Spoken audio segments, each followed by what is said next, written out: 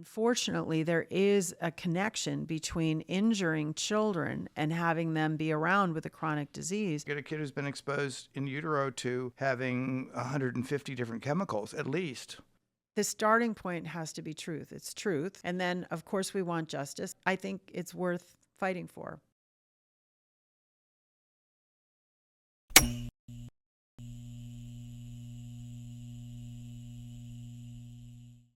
This is Mark Mueller. Welcome to Truth and Justice League podcast. I'm here with Mary Holland of Children's Health Defense. Thank you.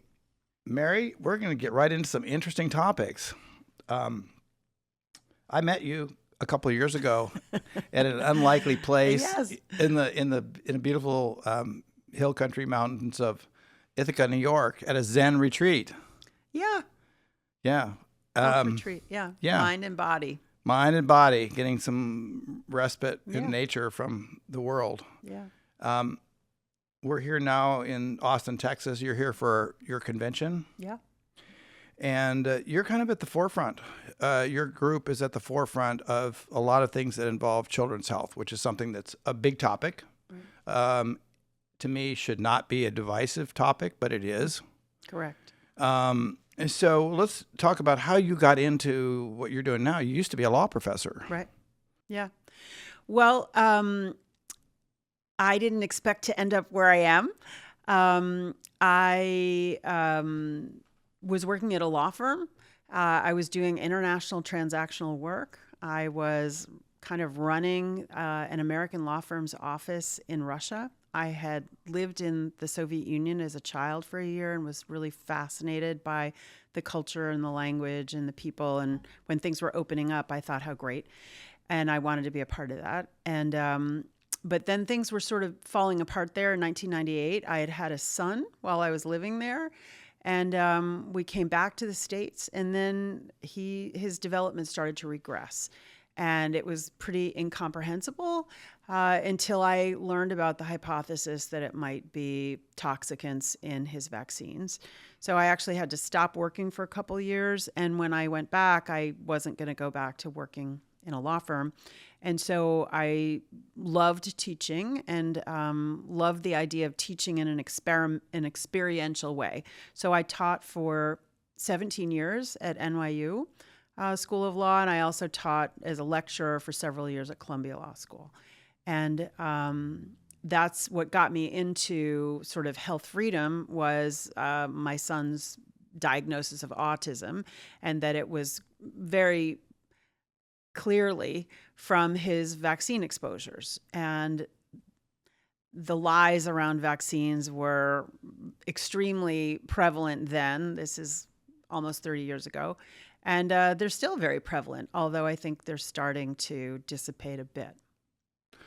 Well, let's talk about that a little bit. So the Children's Health Defense was started by RFK? Founded by RFK in 2016, it grew out of something called the World Mercury Project, which had made a film called Trace Amounts. And Bobby, as an environmental lawyer, understood that mercury was dangerous. And he, unlike most people, embraced this idea that it's probably a bad idea to be injecting mercury into babies. And so Bobby was showing this film, Trace Amounts, around the country. I arranged for him to show that in New York City at New York University at NYU School of Law. But at any rate, the founder of Trace Amounts needed to step back. He himself had been vaccine injured with mercury. And Bobby stepped in and rebranded it as Children's Health Defense. I came onto the board in 2018, and then I left NYU and came as general counsel to Children's Health Defense in 2019, just in time for COVID. What are some of the things you're working on now? Well, we have what we call 4 pillars: education, advocacy, litigation, and science. And I think it's the synergy of those 4 that really give us our extraordinary strength and sort of our vitality and our resilience. So education, we put out a daily newspaper online that covers toxic exposures, children's health, agriculture, medicine, food, glyphosate, electromagnetic radiation. We are really on top of it. It's a fantastic paper. It's called The Defender. Advocacy, we are engaged in some legislative battles. We have chapters around the country. We're putting on a conference for 1,000 people. We are advocates for children's health and ending the epidemic of chronic childhood disease. Science, we have a science team that's doing meta-analyses, that's doing some original work. We're doing original work right now on turbo cancers. We're also doing a rat study related to Tylenol exposure and autism. And then we do litigation. And during COVID, we did a lot of COVID-related things. But where we started was litigation related to the childhood vaccine schedule. And so really our focus is both the childhood schedule and also the PrEP Act that enabled COVID, sort of the public readiness, emergency preparedness, or the bioweapons industry, and also electromagnetic radiation. We have been really probably the leading litigation operation in the country in stopping the installation of antennas in communities that don't want them, and towers, 130-foot towers. There's incredible federal preemption in that area. You opened a lot of doors there. That's the summary of sort of what we do in 4 different areas. We do social media, but those are the 4 areas that we largely cover. And then we have an infrastructure to make that happen. We have about 60 people working for us. We work remotely all across the country. Let's start with the toxic load that people are exposed to now. Yep. I think it's undeniable that by any standard, we are increasingly a sick country. Absolutely. Both adults and children. Absolutely. And, where it gets lost is what are the factors involved in that? Correct. I've spent a lot of time doing birth injury litigation, like almost 40 years. And so as sort of a sidelight of that, I got involved with, in every case, not every case, but a lot of cases, there would be issues where it was raised that, didn't happen during labor and delivery. Something mysterious happened to the child at some point in time. And, I learned the incredible importance of what mom gets exposed to, the baby gets exposed to. And that... mom's the baby's life support, through the placenta and the umbilical cord. And it's undisputed now that there are hundreds of chemicals, usually, no matter what the mom does. There's hundreds of chemicals that the baby's exposed to in utero even before the baby's born. You mentioned glyphosate a little bit. That's a big one. I'm also very familiar with that, and the litigation around that, and also the science and research around that. And it's something people also underestimate. Absolutely. Yeah. So what do you think are the main components of what's going on with children's health right now, and what can we do about it? Well, if you go back to like 1980, it was about 10% of children that had some kind of chronic health condition, whether it was asthma or autism or allergies or diabetes. And it's now over 50%. If you include obesity, it's significantly higher than 50%. About 70% of adolescents could not qualify for the military if they wanted to, for physical and mental reasons. So we have this epidemic in children of mental and physical impairments, of real problems. And one of the things that Bobby Kennedy said that I really treasure is he said, a healthy child has 1,000 dreams and a sick child has but one. Everybody wants to be healthy, and especially young people with their lives before them. And I think we have to see that it can't be genetic, as much as they'd love to say that, some of these things are genetic. There aren't genetic epidemics. In the space of 40 years, we've gone from 10% to 50% of kids being sick. That's got to be environmental. We definitely look at vaccines as a critical toxic exposure. We've just published a book called Total Load. But as you're pointing out, it's cumulative. It's not just the shots, but it's also the food. It's also the water. It's also probably the geoengineering. It's also the electromagnetic radiation. We live in a toxic soup. And because there's so much money in that toxic soup, it's very hard to get the government to really be honest about it. Yeah, we don't want to stop our GMOs. We don't want to stop the pesticides. And God forbid, we don't want to talk about cell phones and those kinds of things. Yeah, absolutely. And there's a lot of money in it, and money talks. I mean, we live in a capitalist economy, and money talks. And, lobbyists get paid a lot of money for reasons. And so it's very hard. It's not impossible, but it's very hard to mount the kind of public pressure to really change things. Certainly there's serious, sincere efforts to do that right now within Health and Human Services led by, Secretary Kennedy. But it's hard. It's really, really hard. I think we're seeing just how hard it is. Have you, as part of your job, experienced censorship?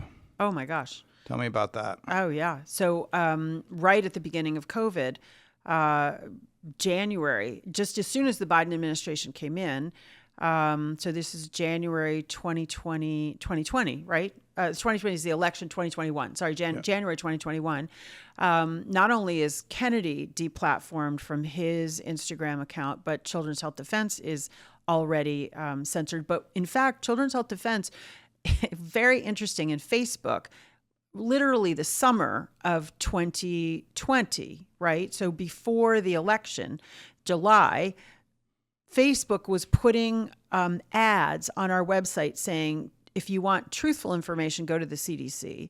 And they also took away the donate button that had been generating quite a bit of revenue for Children's Health Defense.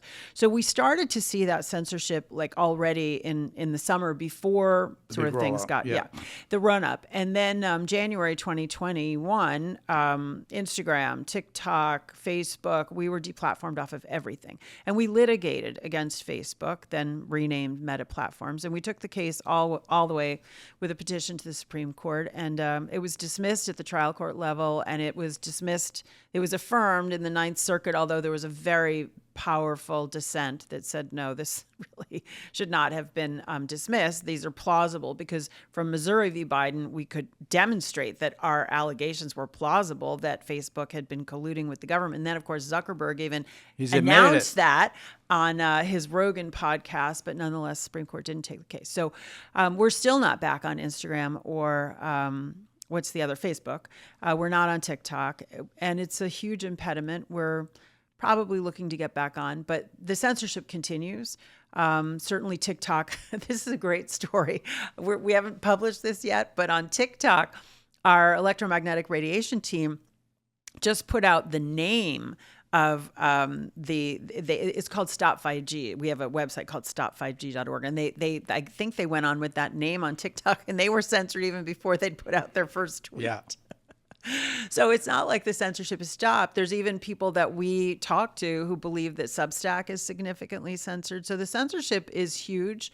We've been called purveyors of disinformation, misinformation, anti-vax, anything pejorative to diminish what we say. But everything we say, Mark, we back up. In The Defender, we have a rigorous team of reporters, and we cite everything. And if we get it wrong, we'll put it in an errata and we'll explain that we got it wrong. But everything we do in The Defender and with our science is buttoned up. We're not going out there with theories. We're going out there with facts. This is one of the things that is the most troubling to me, because we're not all going to agree on things.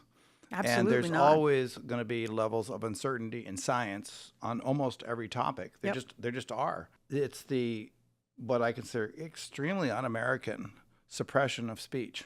Oh, it's totally un-American. And in fact, we've got another case on censorship. So censorship was very close during COVID. This was a huge focus of ours. Another case we brought was called Kennedy versus Biden. And that was a case where we had a complaint against the government officials who cannot engage in censorship, right? The First Amendment applies to them. And we're in the process, this new administration, we're in the process of, we hope, settling that case at this point.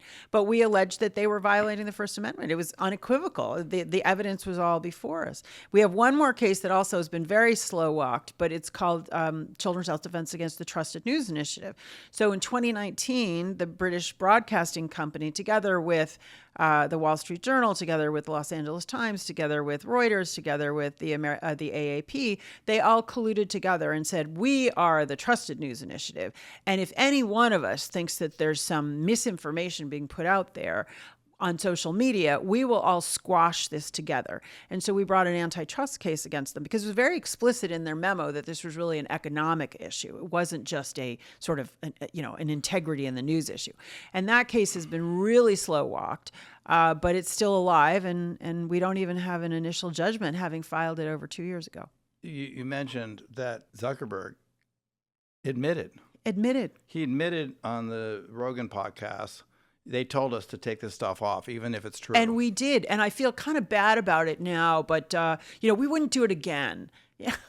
And yet, it was. Yeah. And then the lady that was in charge of YouTube, I forget her name. She just died. Yeah, she died. Died recently. Laura something. Yeah, I know. Yeah. In her 50s. Her sister was another big right. Silicon Valley person. Yeah, I'm forgetting the name. But she admitted that that she took down 1 million plus videos during the COVID era that touched on. Well, we were also, I should have said, we were also deplatformed from YouTube, of course. Yeah, absolutely. Listen, the censorship is now mainstream in Europe, and it's still here. And as much as the Trump administration has said that it does not have a policy, and it did, I think, dismantle this, CISA, which was in the Stanford Internet Observatory, and the sort of public-private partnerships that were endemic in the Biden administration, the censorship is still happening in the algorithms, at least in the private sector. I would see an occasional scientific article that I thought was relevant, whether it was something about, 5G, which is underreported, or I've always been interested in the toxic chemicals, and pesticides, and all those kind of things. Whenever I would post something health or medicine related, either it would get removed for no reason, I wouldn't tell you what it was removed for, or it would say, for true information, check with whatever it is, their trusted sites. And it was like, this is really how it works. A lot of it is sort of silent control. It's you just don't know. If I post a picture of my friend Miss Castro, or one of my office people, wearing a costume or really attractive dress or suit or something like that, or a picture of even anything that's interesting and attractive, boom, right there you go. All kinds of people get that. But if you post something that's scientifically relevant, just as information, like you should see this, you should know this, make up your own minds. I'm not going to tell people what to believe. Yeah, absolutely. But then all Shadow of, a banned. Yeah. all of a sudden you'll find you're just not getting You're not getting any traction at all. any response. Yeah. So part of this is really the pervasiveness of the press is fairly well controlled, has been for a long time. Absolutely. And they tell you what you want to believe. We're kind of in a it's a very controlled environment, and it's hard to break out of it. It is. Although I do think that social media and the advent of the internet has made information more accessible. Yes. And it has brought down the cost of information vastly. Yes. And so as difficult as it is, I think it is now possible to find and ferret out alternative sources of information in a way that really wasn't possible 25 years ago. So let's not throw out the baby with the bathwater. Right. No, we're getting there. But the censorship is, un-American. I completely agree with you. I think one of the things that is really distinctive about the United States is the robust protection of the First Amendment, which doesn't exist in the same way in Western Europe or any other sort of developed democracies, so-called. And it's really under attack. And particularly during COVID, it's absolutely under attack. What are you seeing as the main drivers of autism? Oh, vaccines, number one. And I think Peter McCullough's foundation just came out with an article co-authored by Andy Wakefield and Nick Hulscher.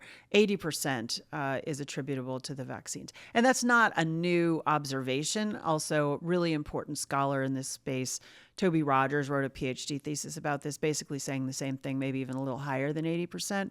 And I've been working in this space for 25 years. Anecdotally, there's no question. There's no question that anecdotally, which should be put into science observation, it's vaccines. But it's not the only cause. I do know families who have not vaccinated their children due to other toxic exposures, usually pesticides, usually or coal-fired, mercury-fired coal-fired mercury plants. Thank you. Yeah. So there's a good study out of Texas. I'm forgetting the guy's name, University of Texas, where if the closer you live to one of those power plants that was putting mercury into the atmosphere, the higher the rates of autism. So it's not one thing. We absolutely know it's one thing. It's a toxic load. Yeah. But no doubt about it that vaccines are the drivers. And there are tens of thousands of parents in the United States and worldwide who say, my kid was fine one day, went in for a battery of shots, lost that child that day. And there are plenty of parents who describe recovering their children. And so that is what's so outrageous about this ridiculous narrative that the government and medicine and media have touted for 30 years of, oh, it's genetic and we don't really know and it's a puzzle piece. And that's ridiculous. And by doing that, they have prevented tens of thousands, if not more than that, children from full recovery. Well, or at least partial recovery. Yeah, well, that's an important thing right now. Is we have people that are injured, and just setting aside for whatever reason, right? We have people that are injured, and solutions need to be found. Healing needs to be found. Mark, they needed to be found 30 years ago. Right. And so we have a tsunami now of young adults whose parents will die in the next 20 to 30 years. And we do not have placements for those people. Right now, they're still living with their parents.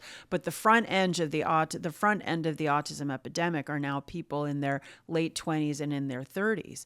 And, there are not enough placements for them.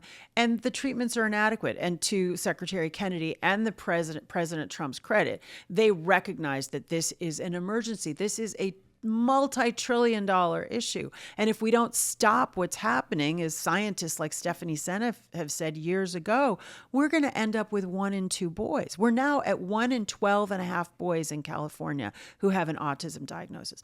Autism has become something of a garbage diagnosis. They've redefined it as a typical trick several times over. Right. But we are causing neurological damage. Right. It is environmental. We know that. You inject aluminum and mercury and formaldehyde and, animal DNA and fetal DNA cell lines into people. It causes harm. I mean, this is not rocket science. We've got to stop what we're doing. I don't want to be a fear panderer, but, to me, it's one of the big elephants in the room is that there aren't enough able-bodied people to support our world the way that we're going, because there's so many people that are disabled or unhealthy, and it's getting worse. And it's getting worse on all spectrums. It's the young people that have all these things too, but there's also it affects people on the other end of life. Absolutely. Too, and so we're becoming a caregiver population, and we don't have caregivers, and it's kind of not the best way to live. Well, I worry about that too. It's a big issue. I mean, certainly, life expectancy started to go down for the first time ever during COVID, whether coincidental or not. I doubt it, but. Tell me about 5G. Yeah. What do we need to know about 5G? So Children's Health Defense brought a lawsuit together with a group called Environmental Health Trust back in 2019, and we won a DC Circuit decision against the Federal Communications Commission back in 2021 that the FCC did not have adequate health guidelines for the plethora of electronic devices that everybody uses, tablets, phones, Wi-Fi, et cetera. And the FCC has done nothing since then. 2021 was the judgment, and the FCC has done nothing. And so we're going back to the FCC, we're going to HHS, but we are causing, again, we know that radiation causes harm, and they sort of try to parse this saying, oh, well, if it's not thermal effects, then, we can't really measure it and we don't really know if it's harmful. So at our conference, we will have a very important panel with people from Environmental Health Trust and our people. And we've been very engaged in education around this area, advocacy around this area, but also litigation in this area. Because unfortunately, in the 1996 Telecommunications Act, Section 704 has federal preemption over local communities or states deciding where cell towers can be located. And so it's been very difficult for communities to agitate to say, no, we don't want a 160-foot tower right in the middle of our residential neighborhood where it will cause tinnitus, it will cause strokes, it will cause cancer, it will cause migraines. And we have many of those people that we've been working with for many years now. And we actually have had some success preempting, actually, before the towers are installed. We've had some very good recent successes on various grounds, sort of like often they don't follow correct zoning. They don't do the studies that they're supposed to do. So we've been able to stop certain towers being installed. Recent one in Alaska, another one in the Southwest, a big sort of fight going on in New Jersey. But we've got a big effort called 704 No More. And that really would be on a legislative level to stop this idea that local communities can't decide what goes into their community. They're the ones who are going to bear the result of that cell tower. Surely they should have some say in where it gets posted. But right now, because I think the government wanted, and there's probably a lot of money involved in this, but the government wanted to support the industry, the telecommunications industry. Local, communities in the states really don't have any health regulations that directly relate to this. It's all sort of telecom being able to put the towers where they want. Also, as talking about information, of course, information about the true risks of cell phones, about tablets, about Wi-Fi has been suppressed. There's no question that information is generally suppressed. And, that's tragic because people really don't know that if you put a cell phone up to your head and you hold it there for an hour, you're really, you're causing the cells inside your head to behave in a way that's not normal. I saw this, at least 15 years ago, maybe 20 years ago at a legal conference. And it's a lot of times, this is one of the things where sometimes the lawyers are way out in front. Yeah.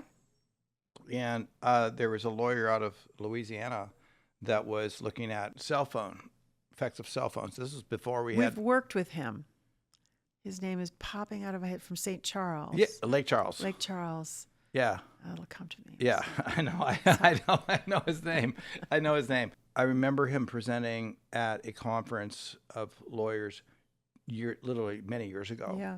And showing some kind of an imaging study that shows the effect on the brain of the effect of having a cell phone against your ear for a period of time, and just by the colors of the scan shows an amazing effect. Turns red. And I have since I just never had a good feel about doing it myself. The cell phones up to your ear, and when I saw that, I always have my phone on speaker. Yeah, and at least me too. I always have it on speakerphone because, and I tell everybody to don't put it up to your head. Don't put it up to your head. Don't put it up to your ear. Head. And that's a right there. But now it's more subtle now because it's everywhere in different kinds of things. But the towers. Absolutely.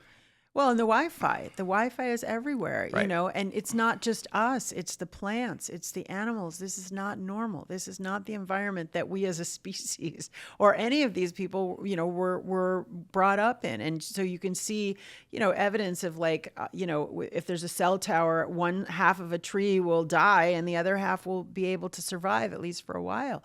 This stuff is not, just because you can't see it, doesn't mean that it's not having a huge impact. Well, that's the problem that I was going to talk about. Is that as humans, particularly as Americans, I think we have difficulty with if we don't see the immediate impact.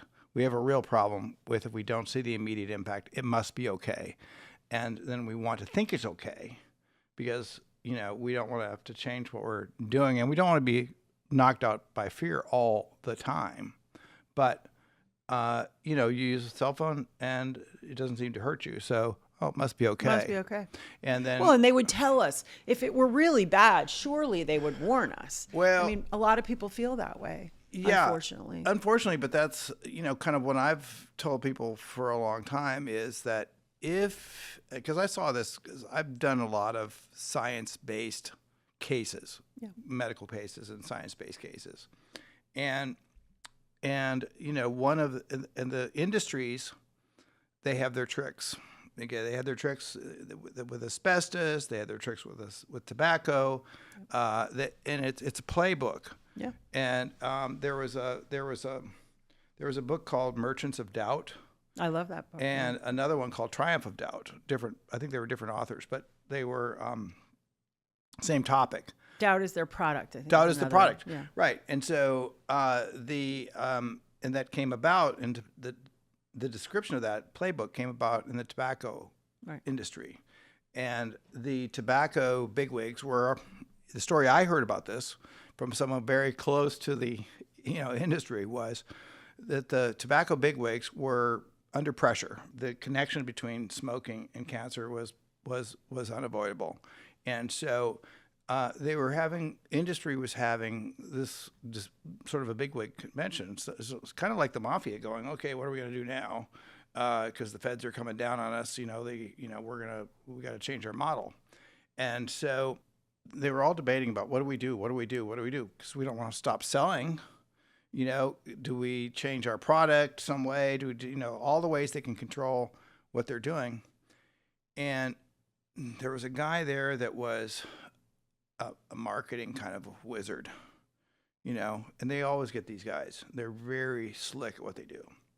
And he said, we do not sell tobacco. He said, we sell doubt.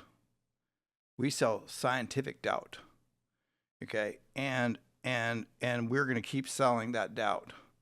And so it was the genesis of what I call more studies are needed. Mm-hmm. Right. It started in the years ago with cigarette ads with doctors telling people my favorite cigarette. My favorite cigarette's Camel, and having pregnant women smoke them because it made them calmer. Right.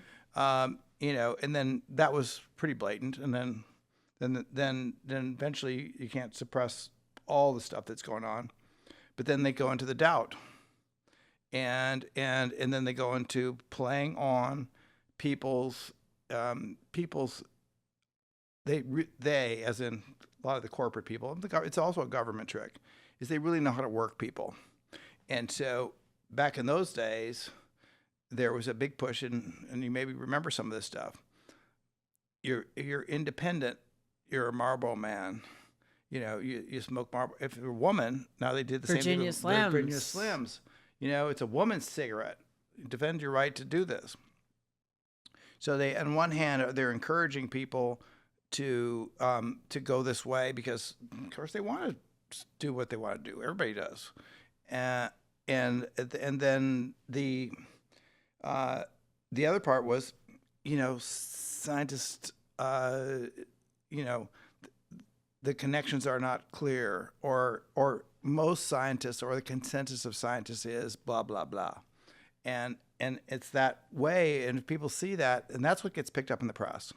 Right. More studies are needed, or scientists say agree it's no harm or no risk or whatever it is. You see this over and over again, virtually with everything. Yeah. I think it's a way to kick the can down the road, right? They know that sort of things are closing in, and it's a way to prolong the sales, and it's reprehensible, but it works. It works really well. Exactly. We see this, as a lawyer that's done products liability cases and things like that. We sometimes see really dirty files. We probably never see the dirtiest files. Probably not. But we see the dirty files where there'll be a memo. Right. The evidence is really building up, guys. We're getting... Yeah, it's getting serious. It's getting serious, we're seeing that right now with Tylenol and autism. The stuff that's coming out. They said many years ago, yeah, this is really serious. Like it's causal. We can see it. But that's... Yeah, we see it in talc, asbestos, right? Talc, asbestos, glyphosate, right? Glyphosate, same thing. Trust me, the memos, we just haven't gotten these files. Well, actually, the mercury in vaccines, it's interesting. The Soviet, the Norwegian, the Scandinavian countries and the Soviet Union, they never signed up for thimerosal. They knew from the get-go that putting mercury in a vaccine as an adjuvant was a crazy idea. But you can do a lot in this country. You can do a lot that's actually pretty harmful and get away with it for a long time. So, what do we do about this? Well, I mean, partly we're doing what we're doing now is we at least let people be buyer beware. I mean, I do think we have to help people understand just because the CDC says it's safe and effective, you can't believe that. You can't accept that at face value. Just because your doctor says, oh, it's fine for you to take your kid to take 8 shots at once, you can't believe that. And your life depends on it. I mean, I do think giving people that knowledge is empowering, as unpleasant as that is.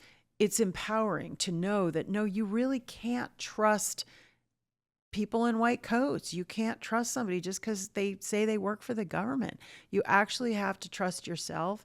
You actually have to listen to your own intuition. You have to use your own common sense. Sadly, we're a very corrupted species, a corruptible species. That's not new. And we're living in a time, I think, of really a lot of corruption. I think we can agree on that. Yeah. Yeah. For me, I remember back. I don't think my kids are vaccine injured. I was aware of some of the stuff around that at the time, but I remember the tremendous pressure, and this is one of the things, the tremendous pressure on parents. Because what do you do? If you're told if your kids don't get these things, they're going to get they have a chance of getting some horrible disease, and then you'll be responsible for that. And so what do you do? Where do you get your information? How do you decide what to do? Well, the good news is that even though the government hasn't done it, and even though I think most medical institutions didn't do it sort of for this purpose, there is a lot of information out there now comparing unvaccinated children and vaccinated children and what their health is. And among other things, Kennedy and our chief science officer, Hooker, wrote a book called Vax, Unvax, Let the Science Speak. And that's a meta-analysis of the studies that are available comparing those different groups. The health of unvaccinated children is just head and shoulders above the health of vaccinated children. They don't have the same kind of chronic disease burden. They don't have the allergies. They don't have the asthma. They don't have the diabetes. They don't have the cancer. They don't have the ADHD. They don't have the autism. It is a very clear picture. And I do believe the government knows this. I do believe that this has been suppressed. I do believe that there are trillions of dollars in the health industry. And sadly, a lot of the money isn't just in the vaccination program, which used to be a backwater after liability protection was given to the industry. It became a bigger moneymaker. But the real money is in causing people to have lifelong chronic health conditions. There's a lot of money in EpiPens for somebody who has lifelong asthma. There's a lot of money for somebody who has bipolar from being a child. There's a lot of money in pharma. And unfortunately, there is a connection between injuring children and having them be around with a chronic disease and, making money. That's a horrible thing to think about. It is, but I think that is the essential racket.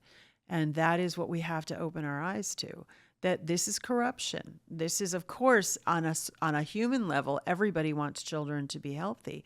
But on a corporate level, that's not what we see. At a corporate level, we see a system that is causing half of all kids to have very serious health problems, both mental and physical.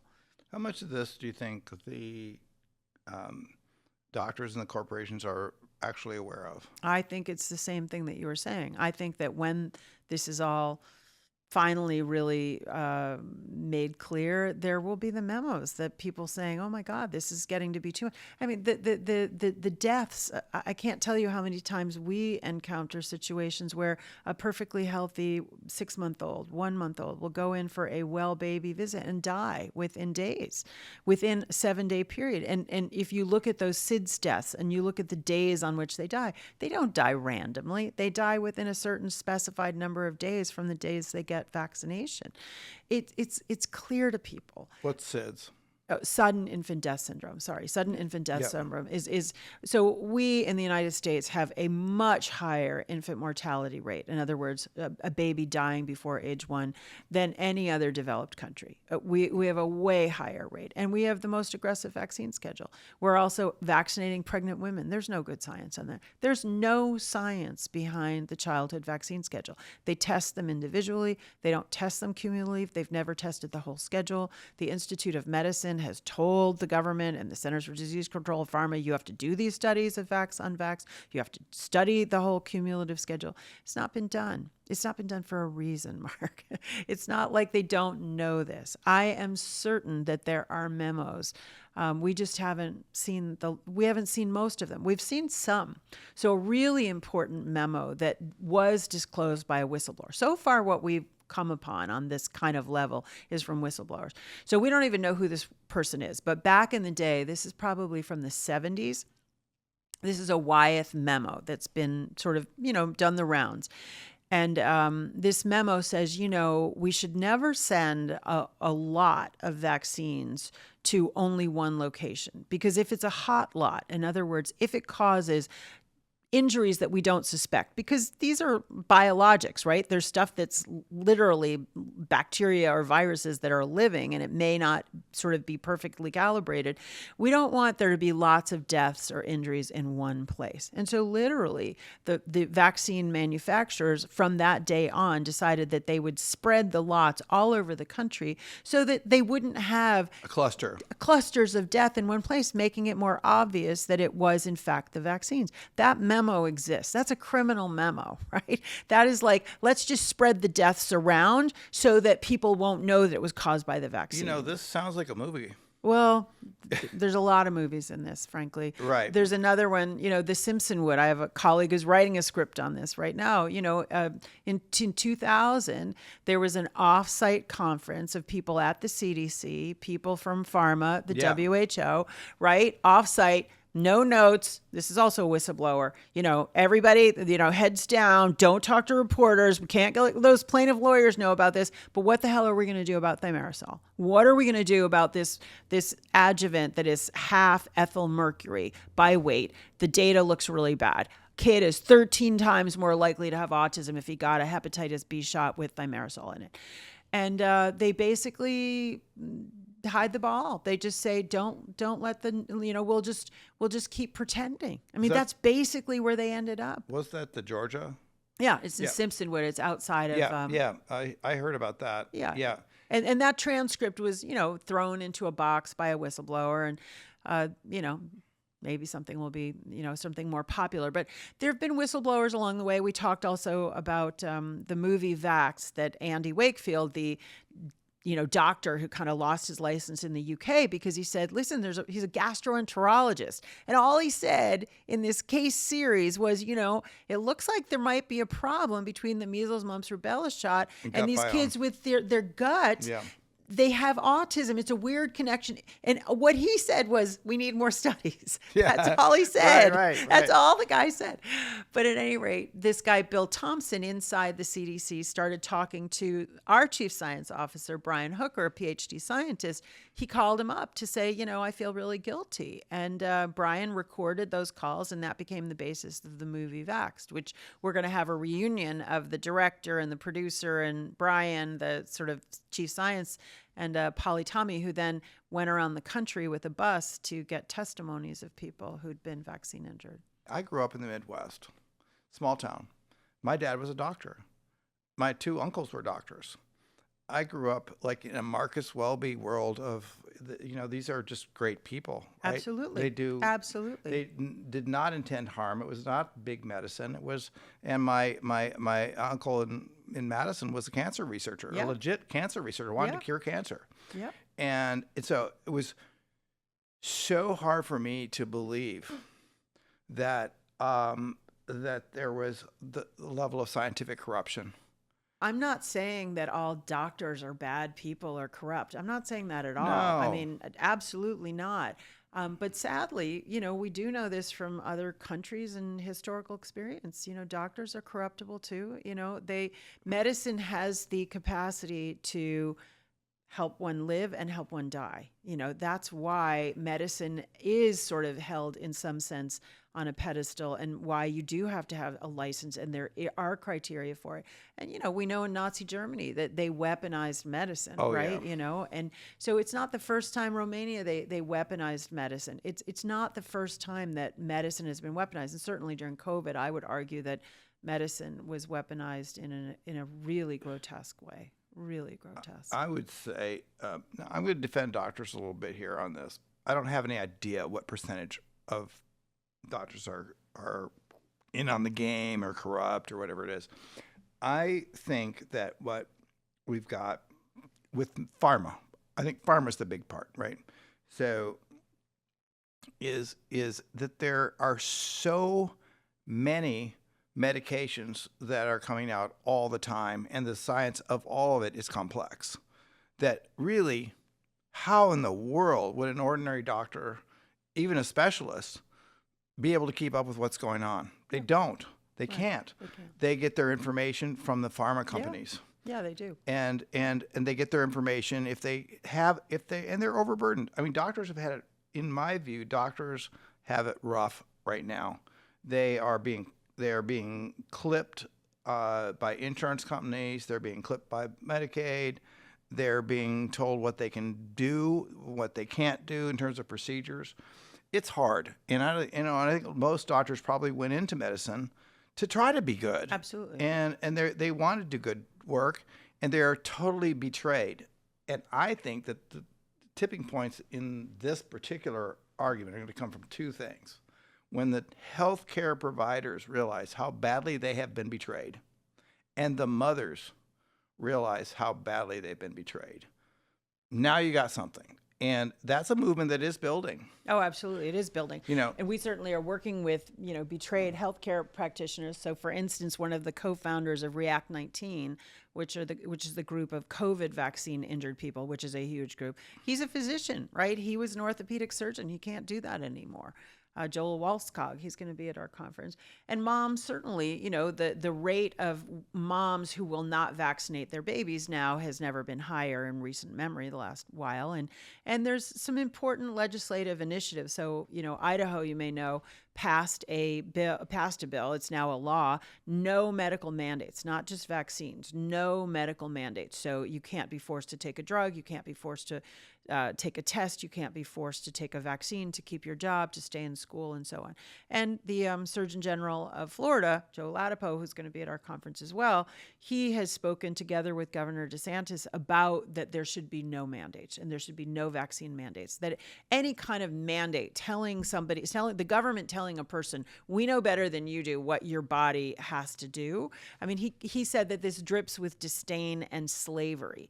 And as an African, as a Nigerian American, I think that speaks with a lot of power, that really, if a government says you must take this product into your body, and it can cause severe harm or even death, that is a kind of mindset around slavery of like, we own your body. You don't own your body. You can't decide what you do with your body.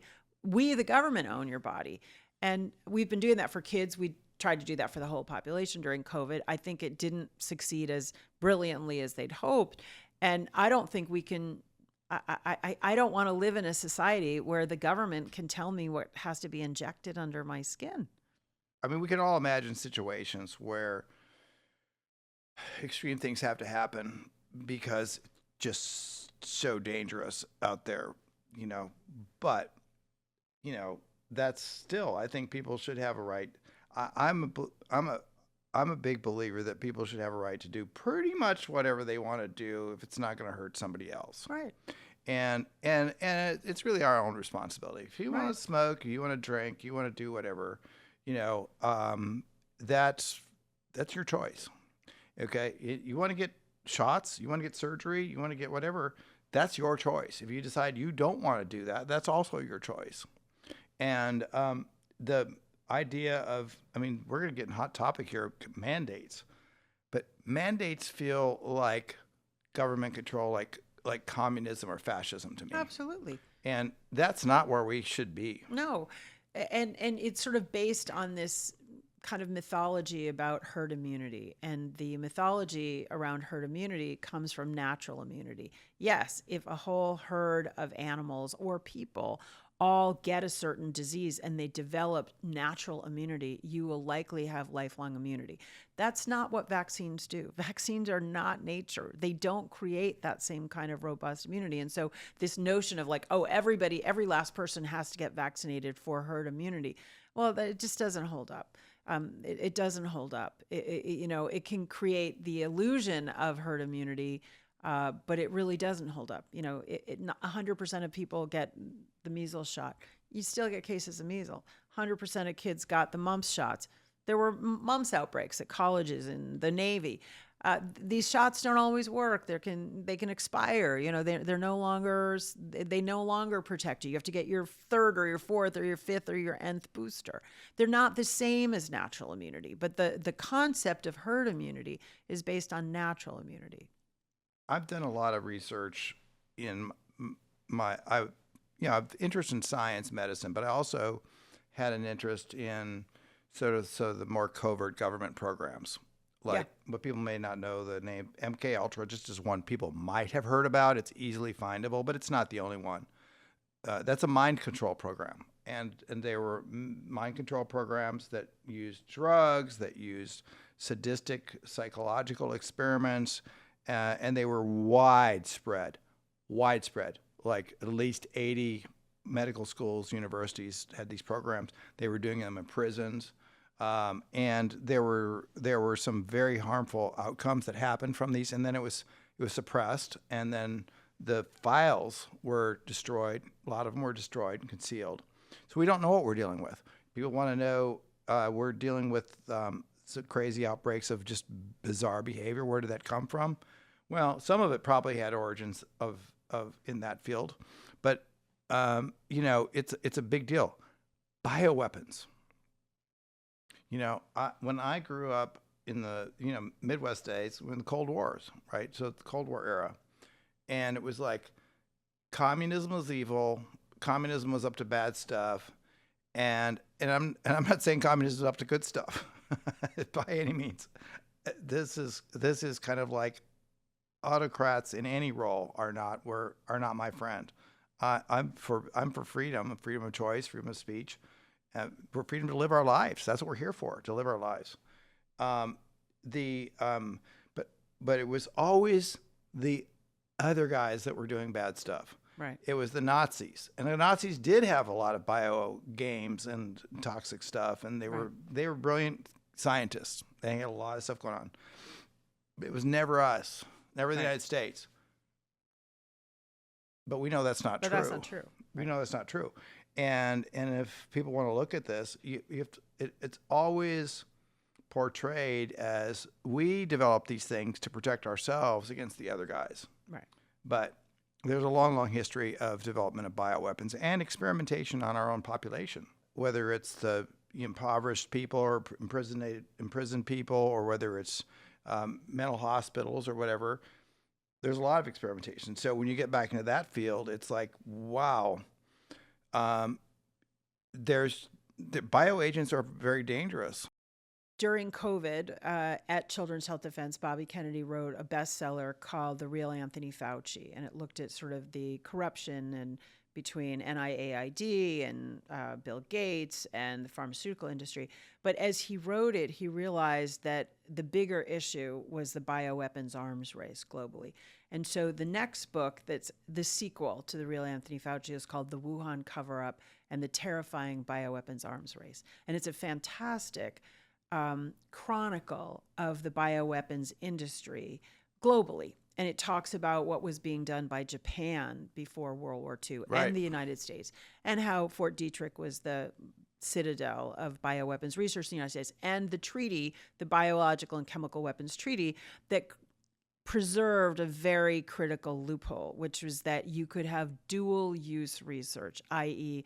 medical, i.e. vaccine research, together with bioweapons research. And so I think what we recognize is that there is a military-industrial complex. It's not just nuclear weapons. It's not just what's considered conventional weapons. It's also bioweapons. and that bioweapons are real. It's nothing new, right? The colonists gave smallpox-ridden blankets to indigenous people. Biological weapons is nothing new, but it's continued, and it's very dangerous. This pandemic preparedness industry is a global enterprise. The World Health Organization has tried to really institutionalize that, having a kind of exchange, having countries find these dangerous pathogens in the environment, and then we'll, it's crazy new. It's like the Cold War, right? The communists. Now the enemy is the viruses or the bacteria, but let's all work together to find these in a way that would clearly only make pandemics, or not pandemics, but infectious disease outbreaks more likely. Again, it would all be camouflaged in dual use. Well, we're going to find these terrible pathogens so that we can develop the antidotes. This is a crazy path that we're on. Right, because we start tinkering with things too. So we're tinkering with things to study them, right? So that Well, we say we're studying them. Yeah. I mean, we're sort of really designing weapons, right? So I think if we look at, what we were doing, and we were doing it together with the Chinese military, part of that research at the Wuhan Institute of Virology really stemmed from research at in North Carolina with, Ralph Barrick, and they were passaging this SARS-CoV-2 through bats and through other animals to make it more virulent. It is called gain of function, which is a euphemism for bioweapons. They were making it more lethal, more likely to attach to the lungs and have it be a transmissible respiratory disease. So, this is insane. I mean, this is just pure, straight up insane. And then, of course, during COVID, we saw this extraordinary cover up, right? With the guy who heads EcoHealth Alliance, Peter Daszak, who had designed some of these studies to work on bioweapons, heading up the Lancet review panel for what went wrong in China and to go to China. I mean, it's crazy. It's just crazy. This guy Daszak is also now leading the charge to try to remove Kennedy from office. This is a guy who was clearly implicated in bioweapons that were both being worked on in the United States and China. And Ukraine, I think. And too. Ukraine, too. Yeah, and probably Ukraine, too. We had bioweapons labs. The United States, were investing in labs in Ukraine. I think 40 of them. And in fact, Hunter Biden had a relationship with microbiota that was doing some of this, That's what we don't know. So-called research. So I talked to a guy that he was, involved with the War College, and he was also involved with that Event 201 thing, and and he opened my eyes a lot to, bioweapon capabilities, and he said, the bioweapons are much more terrifying than nuclear weapons or any kind of conventional weapons, because all you have to do is spill a vial in an airplane or in a submarine or a crowded building, and people start getting sick with weird mystery stuff, and and they don't know it right away, so then they spread it, and so it's like wow, you could take out a very critical force anywhere. It could be they could drop it in any place where there are the right component of people that you could take out, and you can create absolute terror and kill people. Right. We did, to some extent, get around it with nuclear weapons. If you have treaties and you say we're not going to develop these things, and you have some kind of verification, you have some kind of oversight body. I mean, these things are manageable, right? You don't have to create this as a global industry. What literally is happening right now is we see the World Health Organization, which the U.S. has now pulled back from, but spearheading the development of bioweapons under the name of a pathogen something or other exchange program. This is insane. I remember you mentioned Fort Detrick, or I mentioned Fort Detrick, but I know you mentioned it.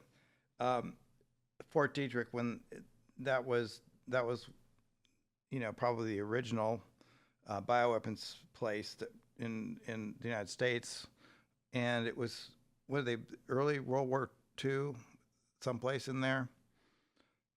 At least, if not earlier, Yeah. I don't know. I In Maryland, remember yeah. I thought it was in the early 40s, and there was a discussion. Military wanted to start working on all this stuff, and stuff as in biological chemical weapons. It was kind of the worst nightmarish movie thing that you could ever imagine, like Outbreak or something like this, right? Because it's like, well, all of a sudden you have this hidden mystery thing that's making everybody sick, and we're trying to create this. So how do we safely even study this? Like, is saying if you want to try to study this, because at that point we're in World War II or whatever, just, there's always an enemy. And we're creating more and more enemies, because now you can have a cell that buys scientists and they can create some stuff. They get a lot of money. You just have to have the money and the starter kit, and you can go. But I remember at the time, the experts were saying there's no way that we can safely even start to test this stuff. We can't even do it. We can't even have a lab that can safely test this.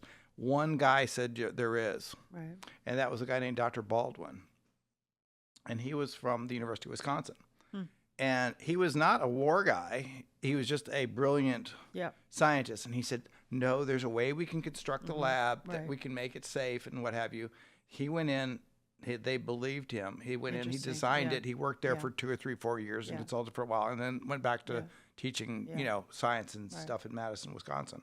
But it was so dangerous that he was the only one that said there was a way that you could even study it. Now we're doing it all over the world. So, and they allegedly have these gradations of biosafety level 1, 2, 3, 4, and 4 is the highest level. But we know out of all of these, there are leaks, there are accidents, that people get infected. I mean, it's dangerous stuff. It's very, very dangerous stuff. We're humans. We can't go through life without spilling coffee on ourselves. So, so it's kind of terrifying to think that you've got all these people working with these things that are absolutely crazy. Yeah. Yeah. No, so, I do believe that the 2005 Public Readiness and Emergency Preparedness Act, the PrEP Act in the United States that Congress passed, and they passed it apparently completely unconstitutional. And they passed it when there needed to be Katrina aid back in 2005, and it was post 9/11. But it's absolutely a horrific law that gives a pseudo-legal regime of what basically happened in COVID, of there's no liability for anything, and in an emergency that could be chemical, biological, nuclear, or radioactive, the government can do what it needs to do, full stop. And the states have these model public health powers as well. And so we had these orders of stay-at-home orders. I mean, where is that in the Constitution? Censorship that the government sponsored, where is that? Close all the churches, where is that? But keep the alcohol stores open. This was insane, and that we already saw that happen. That can happen again unless that law is repealed. So there's some efforts. Tom Massey, to his credit, Representative Tom Massey of Kentucky, has a bill to repeal the PrEP Act. That doesn't have any traction at the moment, but that PrEP Act permits this kind of bioweapon scare or chemical scare or radiological scare, nuclear scare, literally closing down the society. And, we did something during COVID that's never happened before, which is literally to close down the world. That was an incredible experiment, if you will, on a global scale. Mary, we've been talking a little bit about vaccines and toxicants of various kinds. One topic that I wanted to get into is the use of mercury, or a form of mercury, as a preservative and as an adjuvant. Can you go a little into that? Because most people have no idea what that stuff is. Yeah, absolutely. So the first book that Bobby Kennedy wrote about vaccines was called Thimerosal, Let the Science Speak. And that was really where I became very focused on vaccines, and this generation, the beginning of sort of the vaccine choice, vaccine safety movement really focused was on mercury. And then we learned pretty quickly it's not just the mercury, but the shots that kids were getting in the 80s and the 90s early 90s, had a tremendous amount of thimerosal in it. Thimerosal is 50% ethyl mercury by weight. Methyl mercury is what's been more studied and more in the food supply and was very toxic. Turns out that ethyl mercury was much more toxic. And it was being used particularly as a preservative, as you said, in multi-dose vials of certain shots to make them less expensive to distribute. So you'd have like five shots of hepatitis B or 5 shots of diphtheria, tetanus, pertussis, and a pediatrician could give them all at once. But what that might mean is that the 5th dose at the bottom might have a much higher concentration of mercury in it. So anyway, mercury was clearly a problem. Many countries, Scandinavian countries, the Soviet Union in the 80s absolutely said, no, we're not going to allow any thimerosal to be used in vaccines. It's mercury. We know it's a toxicant. We know it's neurotoxic. And so they disallowed it from the get-go. But the U.S. put it in. And then by about 2000, there was a law was passed in Congress of where is mercury being used in all medications and everything over the counter. So it's being used in like eye solutions for contact lenses, all kinds of things. And there was a decision that there was a recognition in the CDC that they had not been calculating the cumulative dose of mercury to infants and that it was a problem. And so this is the Clinton administration at the time. There was a law passed 3 years forward. They would take all thimerosal out as a preservative. They would allow trace amounts to remain. And they took it out. But what that meant is that they actually did increase the amounts of aluminum, which as an adjuvant, but served some of the same effect that mercury was fulfilling. Aluminum is also a very dangerous chemical. It's known to be neurotoxic, just like mercury was. So we didn't see an immediate decline in neurological damage after the removal of mercury. However, they also preserved that mercury could still be used in annual flu shots, which were multi-dose vials. And most kids, like on Medicaid in particular, and a lot of the flu supply for many, many years was in multi-dose vials with thimerosal in it. So the mercury was never gone. One of the things that Secretary Kennedy has done in his first year in office is to say, we are getting all mercury out of all vaccines, full stop. And that's actually a really big deal because mercury is it's an incredibly toxic substance. And now Kennedy is calling for mercury to be taken out of all vaccines globally. There is something called the Minamata Convention, which was about mercury and water pollution in Japan originally. And so the position of the U.S. government now is unlike what it was historically. We need to take mercury out of all the shots, which would be a big change globally if it happens. People have heard about concern over levels of mercury in fish, correct, for example, and then people that have lived near coal plants, right? Yeah, mercury is produced somehow in the burning of coal, and so we know mercury it's bad. Now, what I've heard people say is, well, that's a different kind of mercury, right? That's true. That's what's used in vaccines, and so we're just using a little bit in these vaccines. So, aren't you making a big deal over nothing essentially? Otherwise everybody would be all messed up if it was that bad. No. So everybody is different. Mandates kind of assume that all people are the same. No, every person is different. We are all, have different fingerprints. We have different genetic makeups. We are all different. We look different. We sound different. We do different things. We're all different. And so different people have different sensitivities. It's like, some people can smoke 2 packs a day and be healthy as a horse into their 90s. Some people smoke 2 packs a day and they die of a heart attack or cancer at 40. We're all different. But ethyl mercury, it turned out, was much more toxic than methyl mercury, which is what was found in fish. And we talked a little bit about suppression of scientific information. There were some studies that were being done on monkeys back in the day, studies particularly done by primates, done by this scientist named Burbacher. And there was a lot of stuff around essentially trying to suppress the information about how neurotoxic thimerosal really is and was. Mercury is bad news. You don't want it in your shots being given to babies. And so the mercury burden is less than it was 20 years ago, 25 years ago, but it's not gone.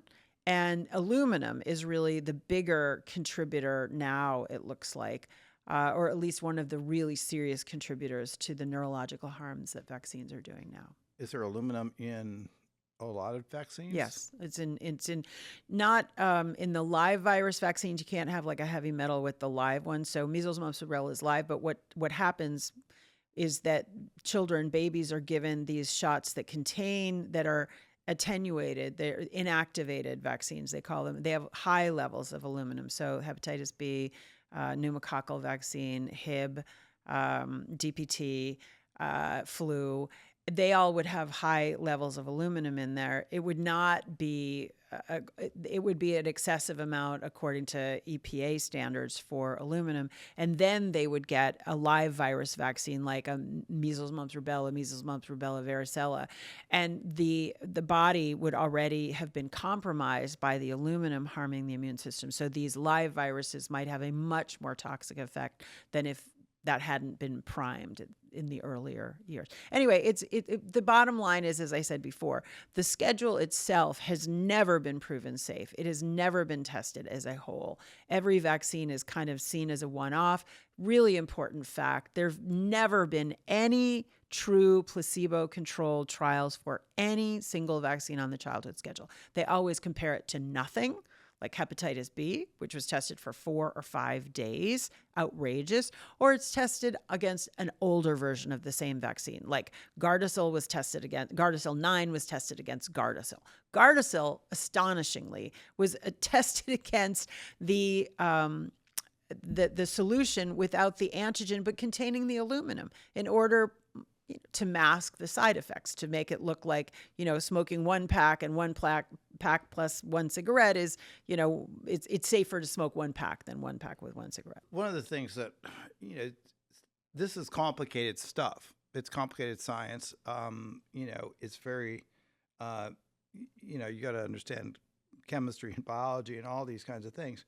But then there's all these little misinformation bites that get out there from these things, right? So that gets all thrown in the mix, and so people they don't know what to make of it, or they just go, well, I'm okay, so it must be safe. Yeah, you're right. I mean, this information can be overwhelming, and so a lot of people will just say, well, whatever, I'm just gonna just go about my way. I can't deal with this. I'm going to assume that they're telling me the truth. And I understand that. Can you talk about a little bit, are you okay talking about your son's situation? Sure. Is your son still alive? Yeah. Okay. And you said that was a situation where milestones started being lost. And I've seen cases like this where kid would be just fine, would be talking and, walking and all this kind of stuff, and then would get a shot, and then within hours to a couple of days would be screaming, crying, having seizures, whatever, different things, and then would regress and literally lose their vocabulary or lose their ability to function physically in the world. And, for that happens. I don't know what percentage of times that happens, but because nobody's really tracking all this stuff accurately. So we're all also dealing with that. In your son's situation, was it kind of like that? Yeah. I mean, he regressed. So he was a full-term baby, born perfectly healthy, meeting milestones, through the first year of life. When I look back, I can see that there were some side effects from the shots, but I was a first child for me. But after he got his MMR, which is a pretty typical story, so he'd been getting mercury all along in these shots. As I said, I think his immune system was essentially already disrupted. And then he got the MMR, and he didn't fall off the cliff that day. He didn't have a high-pitched scream and a high fever and seize at that point. But over the course of about 2 months, he basically lost all language, lost eye contact, started repetitive behaviors, losing sleep, drooling, quality of his hair changed, and then became bizarrely hyper-focused on certain things. So if I would change the route that we took with his stroller, he would scream bloody murder. And then he developed these sort of savant-like skills. Like we would read Dr. Seuss's The Lorax when he was 2 or 3. And although he couldn't talk, he would have memorized the whole book, right? The whole book. So, he was not developing typically, and was diagnosed with autism. And through a lot of what we call biomedical interventions, so trying to get the heavy metals out, right? Doing certain chelation, detox, auditory integration training, gluten-free, casein-free diet, lots of different interventions, hyperbaric oxygen, all of those kinds of things. He is a 28-year-old young man, really doing pretty well, but absolutely not the same person he would have been but for the injuries from the vaccines. He's suffered seizures in the last several years periodically. We're doing everything we can to control them, but that's very problematic. We've just started, even though he's quite verbal, he speaks a lot. He's got a very good command of English. It's very difficult for him to express his thoughts fully. And so we've just started him with letterboarding, or it's sometimes called spellers. There's a very good film that's available on YouTube called The Spellers. And one of the things that we're learning about autism, which is so important, and we've got a panel on this at our conference, is that it appears that autism is not a cognitive disorder. It is a motor neuron disorder. So the brain can't communicate to the mouth muscles to make all of the mouth movements for speech. It also can't communicate to do the fine motor coordination of writing that you and I can do. But what it doesn't interfere with, autism for the most part, is gross motor coordination. And so what we're now seeing is this whole group, especially of young men, but also young women, who are now being able to spell, and they're spelling books, and they're communicating, and they're using letterboards, and they're also starting to do computers that can then have an auditory response. And this is groundbreaking in the world of autism, and really exciting because a lot of these young people are brilliant. I mean, truly, truly brilliant minds. And they've basically been in a kind of solitary confinement for 20 plus years. So it's this huge kind of revelation, this kind of new world that we're learning about in the autism world. And so even though my son is verbal, what I discovered in doing letterboarding with him, with a kind of letterboarding instructor, spelling instructor, spell to communicate, there's different methodologies of it, but he's able to express much, much, much deeper thoughts about himself through this spelling than he can verbally. Is he able to work? He's not been able to work yet. Mm-hmm. I'm hopeful that at one point he will be able to work, but he has very severe sleep disruption issues. He has seizures. It's not easy. How do you deal with the stress? I've learned over time to mitigate it in different ways. I think earlier in his life, I didn't do it as successfully. One of the things I do a retreat every year. I go to a place where we meditate twice a day. We do yoga. We have a sort of elimination diet. I lie in the sun. I swim. I do that 2 weeks every summer. I also have a more rich spiritual life than I think I did when he was first injured.